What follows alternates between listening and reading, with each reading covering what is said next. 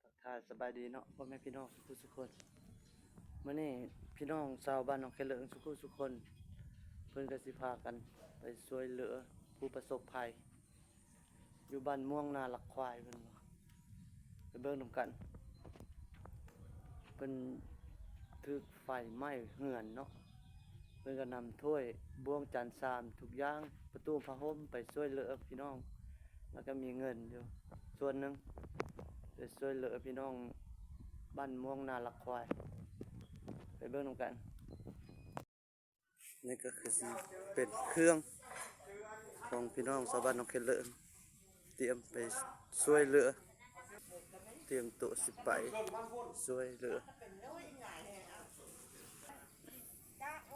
จะก็ไปบ่ผู้ไปช่วยเหลือผู้ประสบภัยเตรียมเครื่องใส่รถแล้วทุกคนนะข้าพเจ้าก็สิได้อ่านเพิ่นมาช่วยเหลือนี้เนาะวันที่30 เดือน 7มาช่วยเหลือครอบครัวที่ถูกไฟไหม้เรือนเกิดจากไฟไหม้เรือน15 กิโลผ้าห่ม11 ผืนเสื้อนอน1 เครือพัดลม1 หน่วยและมีสิ่งต่างๆมื้อนี้ก็แม่นได้สละเวลามีค่าได้มาช่วยเหลือซึ่งกันและกันบ้านเมืองและกล้วยเนาะคือไฟไหม้เรือนก็ซั่นซะบ้านหนองกีเหลืองเมืองเนี่ยเมืองไซบุรีแขวงสวรรณเขตเจ้าคุณ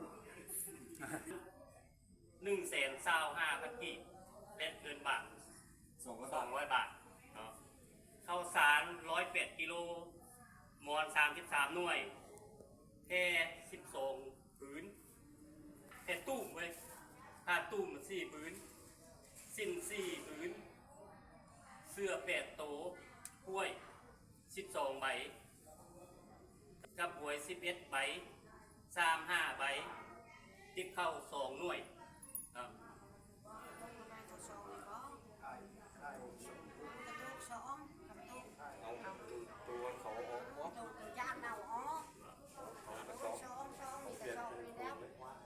ดังนั้นมื้อนี้ข้าพเจ้ากับนายบ้านม่วนนายบ้านหนองกินเหลืองและก็บ้านยังกุ้มจงมีสุขภาพเข้มแข็งแข็งแรงความเจ็บไว้ได้ความไข้ป่วยมีเด้อเพิ่นความเจ็บให้เจ้าข้างให้เจ้าคนให้เจ้าอย่ามนทิ้งทองให้เจ้าอย่ามองทิ้งเท่าให้เจ้าอย่าเศร้าเสียสีเด้อคิดเงินขอให้ได้เงินคิดคำขอให้ได้คำคิดเงินในมือคำคิดคำในมือกอบตื่นเช้ามาขอแต่เงินแต่คำเด้ออย่าเจ็บอย่าจนให้เป็นห่มโพห่มใจแก่ลูกแก่หลานแก่บ้านแก่เมืองเด้อขอขอบใจไปคงเป็นเกียร์ตั้งซื่อๆนะเกียร์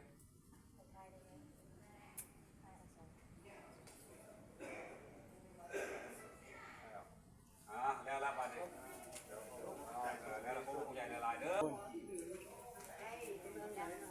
นี่ละมาบ้านกันในยามนี้มันฝนตกมันที่ตุ่มลายนี่คือวัดบ้านนาลาดควาย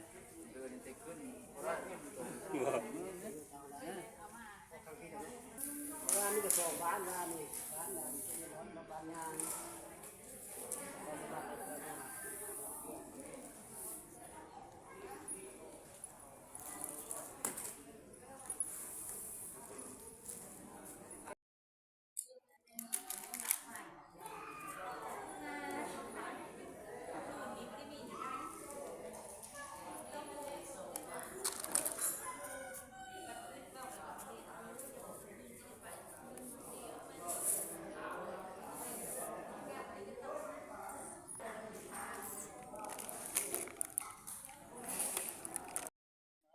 ตอนนี้เพิ่นพาไปเบิ่ง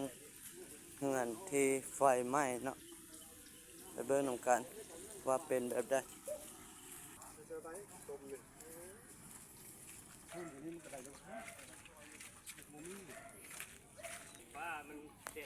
นี่คือบนไฟไหม้เนาะพี่น้องเบิดเลย